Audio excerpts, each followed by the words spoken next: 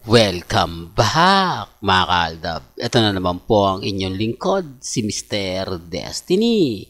At magbibigay po tayo ng pinakamainit na update po ngayon sa social media. Ito po yung mga kaganapan po ngayon ni Maine Paul Carson at ni Richard Paul Carson Jr. Well, maaga ngayon si Mengay mga kaaldab sa E80.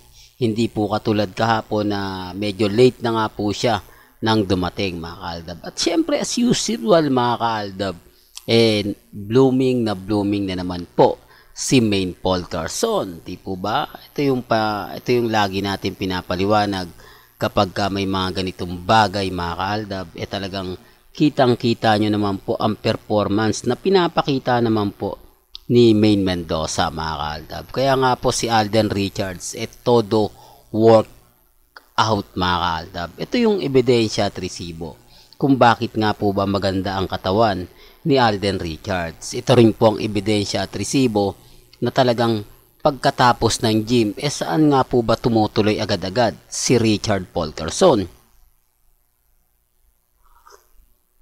Ito yung mga napakagandang katanungan, di po ba? Na kung pag-iisipan nyo ng gusto, o kung bubusisiin nyo ng gusto, marami po naman talaga nakakaalam. Marami naman po talaga ang po pwede magsalita, pero bakit nagiging tikom ang bibig po nila? Doon pa lang may mali na Di po ba? Sinasabi ko lang po ito para lang po sa mga kumbaga galit na galit sa channel ko, sa mga bumibisita, sa mga dumadalaw. Normal lang po yan habang tumatagal, lalong dumarami basher natin dahil kumbaga tayo po'y pinapasyalan Normal lang po yan na pag may taong pumapasyal, di po ba lalo na nga po at main fanatics, Armain ang iniisip nila, manggugulo lang to si Mr. Destiny. Payapa na ang buhay ni Mengay, masaya na siya sa piling ni Congressman Spotted, bakit mo pa ginugulo? Wala naman po nang gugulo Sa tingin nyo mga kaaldab, nanggugulo po ba tayo? Pinapadalahan po ba natin ng mga hindi maganda si Mengay, si Congressman? Hindi po. Ang sa akin lang naman po, nagbibigay lang ng update. Ano bang masama sa pagbibigay ng update? Ano bang masama sa mga pinapost natin at pinapakita? Di po ba? Real talk mga kaaldab. Pero bago tayo magsimula at bago natin ituloy, etong napakagandang update natin. Kung bago ka lang sa channel na to, at isa kang true-blooded Aldab Nation na nagmamahal kina Mengay at Isoy, tama po ang channel na pinuntahan mo. Kaya consider na po kitang bagong subscriber. At huwag mong kalimutang i-share yung mga video po natin sa mga mami, sa mga titas at sa mga senyor. Kapansin-pansin naman po yung aura ni Mengay.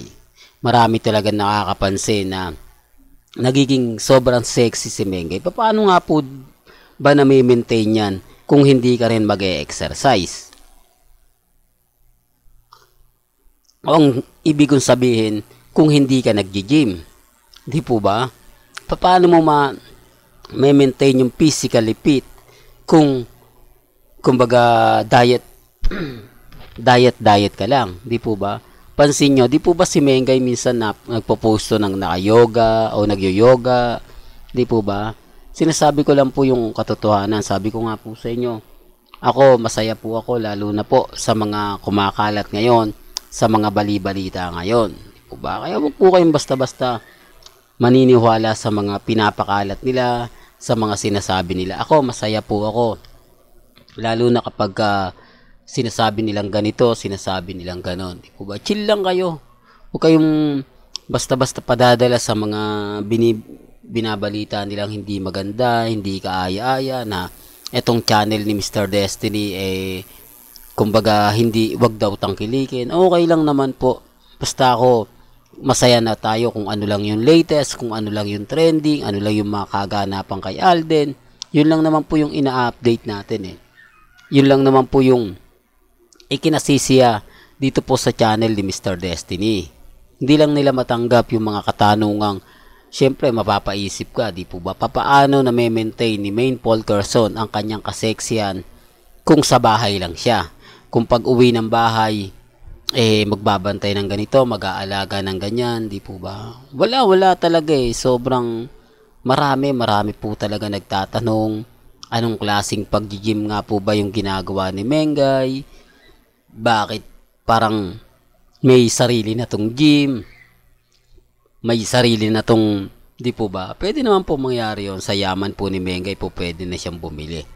Di po ba? Hindi katulad ni Alden Richards na para lang mailabas sa publiko, para lang makita ng publiko. Ito yung ginagawa ni Richard Paul Carson na kapag day off niya o wala siyang taping, wala siyang ganap, ito yung isa sa pinaka-bonding moment nila ng mga kanyang mga kabarkada. Di po ba? Siyempre si Mengay may barkada rin yan. Sila mga Salvador Cuno. Di po ba? Si Miles at siyempre si MJ. Pero parang wala naman po, no? Parang kung titignan nyo, wala naman Mr. Destiny. Hindi naman talaga sila pinaka-mainit eh. Hindi naman sila yung madalas makita. Wala naman mga photos, wala naman mga video. Hindi po katulad sa taping ko sa APT, no? Sa APT, ang dami nila mga posts. Lalo na si Baha, yung mga panahon ng 4M. Pansin niyo po ba? At 3M, wala pa po si Miles. Sinasabi ko lang po ito para lang klaro, para lang alam po ninyo. Di po ba? Sa mga magre-react na naman, di, kaya lang sexy si Mengay. Tamang tulog, tamang diet, tamang kumbaga yung gising, di po ba? Hindi rin po eh, kasi kumbaga hindi naman po pwedeng ganun lang yung gagawin mo na hindi ka mag-gym, di po ba? Siyempre may dance instructor siya, may gym instructor po siya. Issue na naman yan, Mr. Destiny. Alam mo, kaya ka nababash eh. Kaya ka lagi na pag-iinitan sa mga sinasabi mo. Pero kung hindi mo na yan sasabihin at tututo ka na lang kay Mengay at kay Mengay at Alden, na pag kay Alden lang, kay Mengay lang, marami pa siguro yung tatangkilik sa'yo. Pero sabi ko nga po, hindi naman po tayo magbabago para sa mga mamis, sa mga tita, sa mga senyor na nagmamahal po sa Aldab.